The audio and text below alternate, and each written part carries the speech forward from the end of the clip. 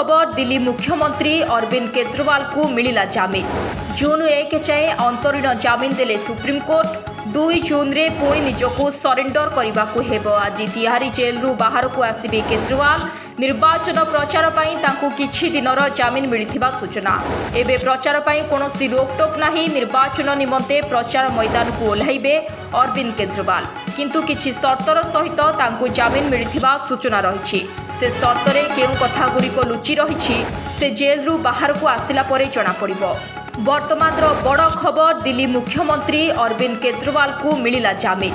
जून 1 जाए अंतरीण जामिन देले सुप्रीमकोर्ट। 2 जून रे पुणी निजको सरेंडर करने को आज तिहारी जेल रु बाहर को आसबे केजरीवाल। निर्वाचन प्रचार पाई तांकु किछि दिनर जामिन मिलिथिबा सूचना।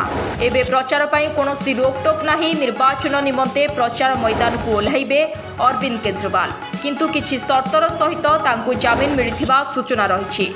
से शर्तरे केउ कथागुड़िक लुचि रहिछि से जेल रु बाहर को आसिला परे जणा पड़िबो।